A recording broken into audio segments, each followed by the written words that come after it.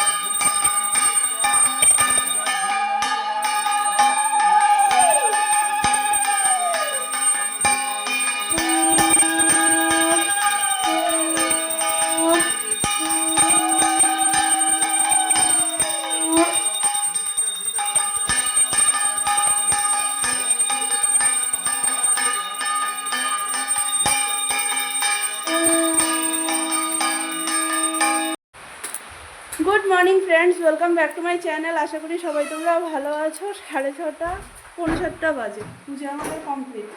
এবার নিচে গেল সবাই, ওই গাড়িতে পুজো দেওয়া হবে ওটার জন্য। এবারে সবাই মিলে নিচে যাওয়া হচ্ছে।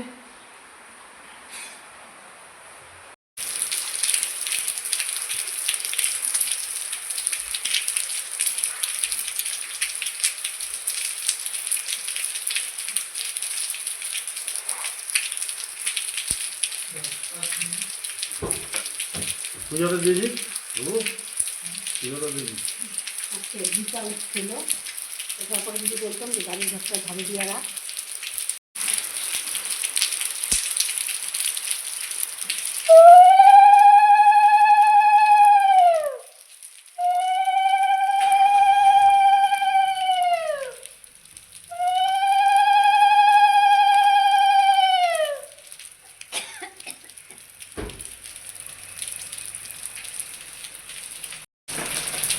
ঘন্টা 3 বাজাবো, হ্যাঁ ডান হাতে বাজাও।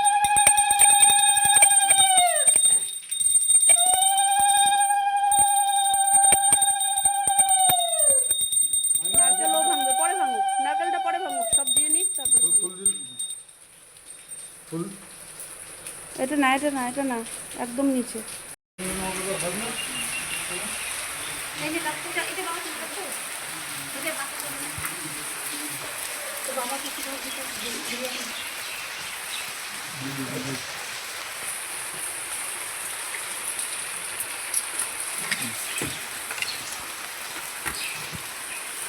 আগুনটা দূর থেকে করো, গাড়ি বাইকে আগুন দূর থেকে করো।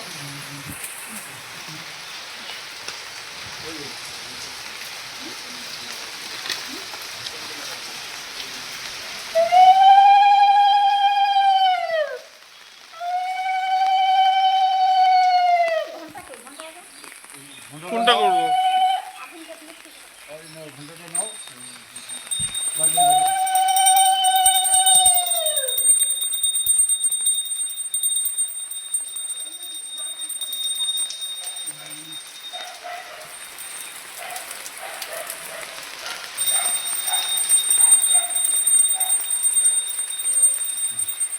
ঝপটা ফাটা দিস হ্যাঁ, তাহলে একবারিতে ফাটবে,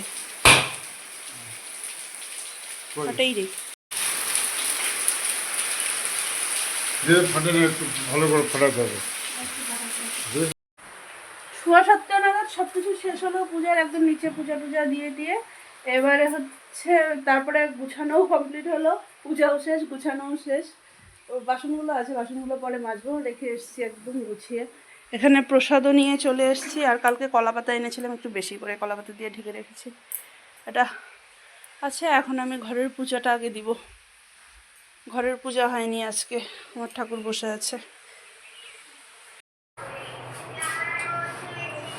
2টোর মতন বাজছে, 10 মিনিট কম 2টো বাজে।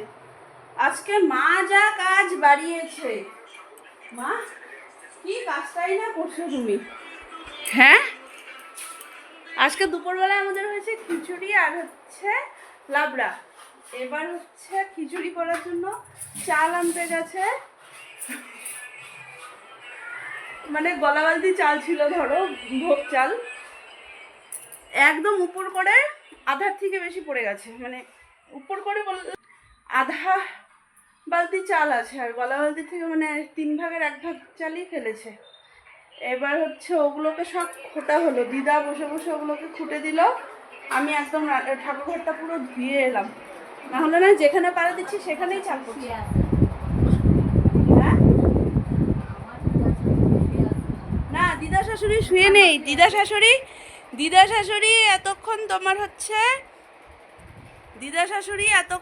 তোমার হচ্ছে চাল খুঁটে আসলো, বুঝছো? এটাই সে। আর এখানে মাম্মাম দেখো, আর এখানে বলছি তুমি চাল খুঁটে দিছো বসে বসে, বলছি। আর এবারে হচ্ছে আরেকটা মজার ঘটনা শুরু। দিদা নিচে পা মেলে বসে বসে চাল খুঁটছে, আমার মেয়ে ভেবেছে ওর বম্মা পড়ে গেছে দেখে ও তো সময় নেই, সামনে গিয়ে ইসে করছে, তাকিয়ে আছে, মুখের দিকে দেখছে কি করছে বম্মা এখানে বসে বসে, বম্মা পড়লো কি করে? আমি বলছি মা বম্মা পড়লো কি করে? আর আমি বললাম যে হচ্ছে বম্মা পড়েনি, চাল পড়ে গেছে। ও দৌড়ে এসছে ঠান্নির কাছে, ঠান্নি চাল ফেলে দিয়েছে। ও মা কি পড়তেছো এত মনোযোগ দিয়ে?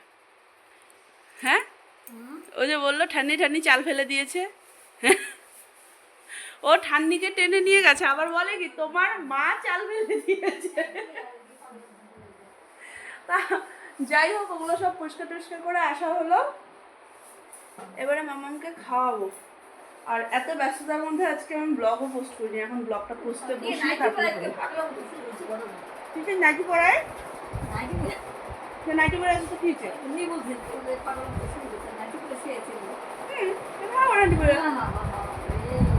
বড় ঠিক নাইটি পরে থাকতেই পারো, ঠিক আছে? আমি ভাবি কি করবার কটা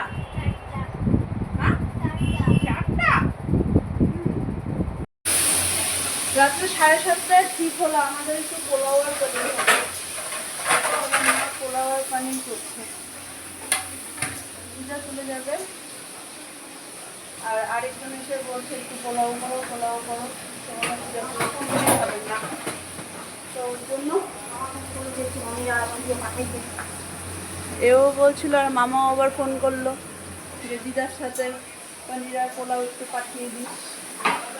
তো ওই সব কিছু দিয়ে ঠিক হলো, পোলাও আর পনির হবে, এখানে পোলাও আর পনির হচ্ছে, প্রসেস চলছে।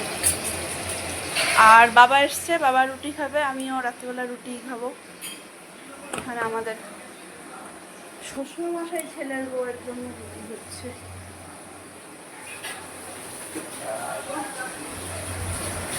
আবার আজকে একটু বেরোনোরও আছে, দিদাকে দিতে যাবো রাত্রিবেলা, খাওয়া দাওয়া করে তারপরে হচ্ছে তোমার সমরণ বাবুর বাড়িতে আবার নিমন্ত্রণ আছে, ওখানেও যেতে হবে একটু, এই চলছে আমার আর কি।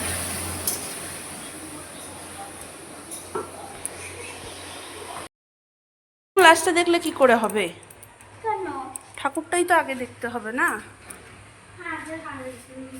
ও এটাকে ঘুরিয়ে এনে আবার যাবো চাল সাই দিদাকে দিতে, খুব চাপ লাইফে। ওই যে পুজো হয়েছে যে, তাই চলো।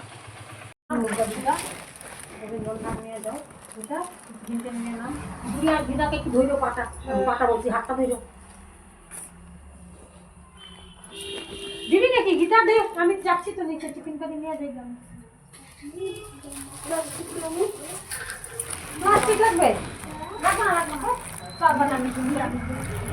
প্লাস্টিক দিয়ে মা সাবধানে থাকতো।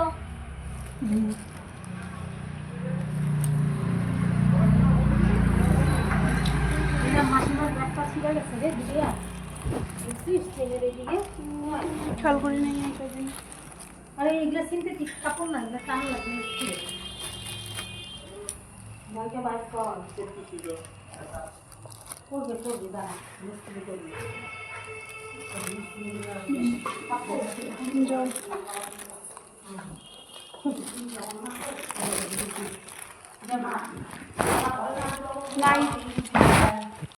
হ্যাঁ আনলাম আমি বলতেছো গীতা?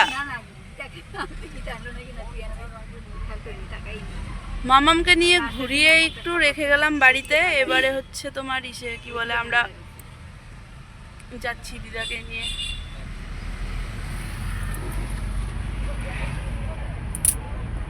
দিদা তাহলে আবার পূজা টুজা গেলে আবার এসে দুদিন থেকে যাবে। এখানে দেখো না বিশ্বকর্মা পূজার ভিড় দেখো।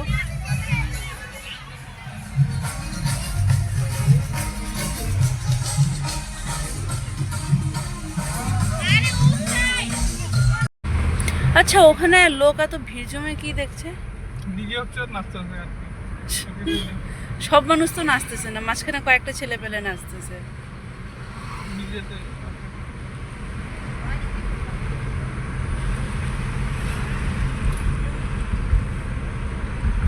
সামনে আছে একটা ফায়ার ব্রিগেডের পুজো। ফায়ার ব্রিগেডের পুজো হলেই মালবাজারের পুজো এখান থেকেই শেষ না? অধিকার আছে না।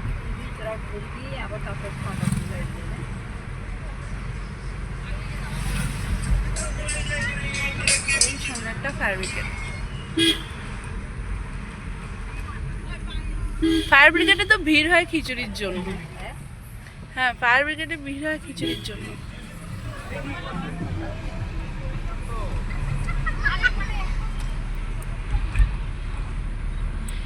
এখনকার মানুষের না শুধু রেডি হওয়ার একটা বাহানা ছিল। হ্যাঁ সত্যিই তাই।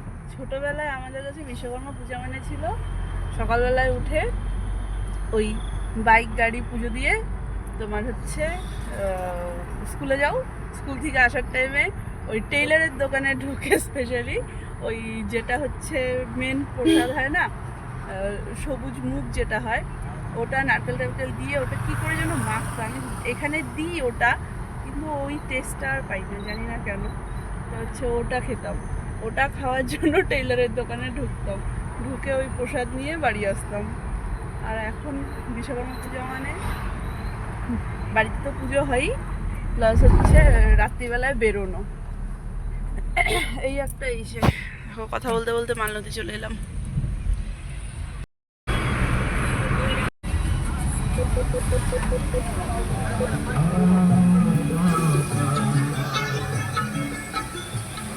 চলো ঢুকবো না এখন, ঠিক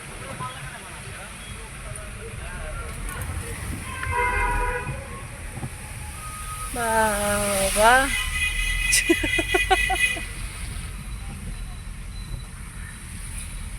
এই প্যান্ডেলটা সুন্দর হয়েছে তাই না? একটা হসপিটালের সামনে অ্যাম্বুলেন্স স্ট্যান্ড।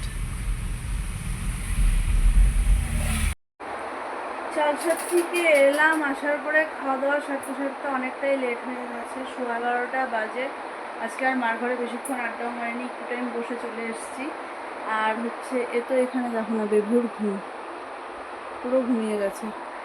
আর আজকে আমিও শুভ, খুব টায়ার্ড লাগছে, কালকে সকাল থেকে চলছে না, কালকে সারাদিন ওই পুজোর রেডিতে শুতে পারিনি।